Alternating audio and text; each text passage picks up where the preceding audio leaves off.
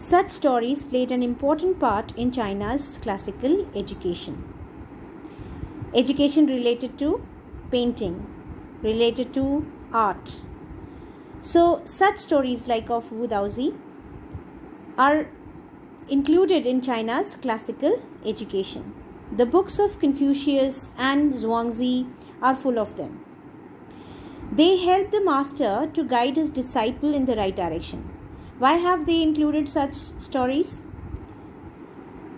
To help the master, to help the teachers to guide their students, disciple means students, in the right direction, so that they understand the true meaning of painting, which is not just related to its outer aspects.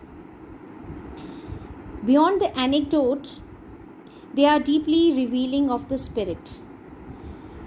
Outside, it is just an anecdote. Anecdote means a short account of an incident or event, a short story. So, beyond the anecdote, they are deeply, if we go into the deep meaning of it, they are deeply revealing, showing of the spirit in which art was considered. That means the story is revealing, showing the spirit, the Chinese spirit of art. The stories help the students understand the true meaning of painting. Contrast this story or another famous one about a painter who wouldn't draw the eye of a dragon he had painted for fear it would fly out of the painting.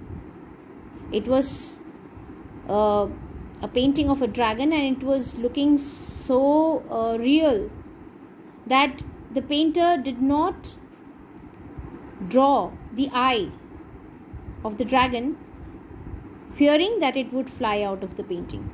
It was looking so real. With an old story from my native Flanders that I find most representative of Western painting. Now here we can see the contrast of the idea you can say, or concept of two types of paintings. One is the Chinese way and the other is the Western way.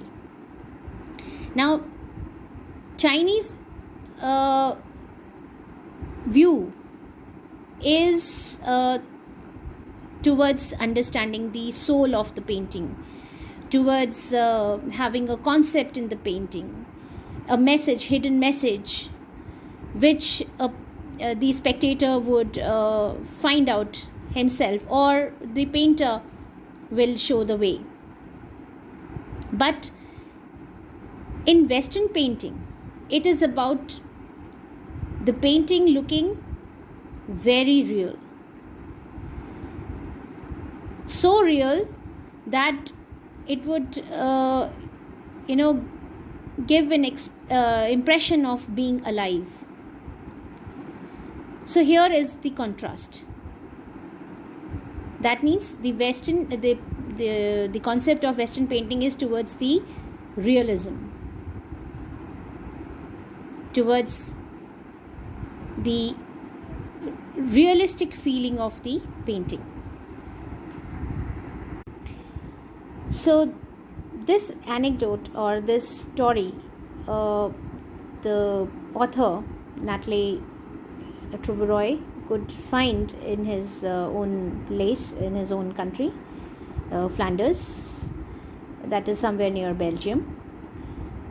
So this was the contrast he has drawn between a Chinese view of art and a Western view of art related to painting.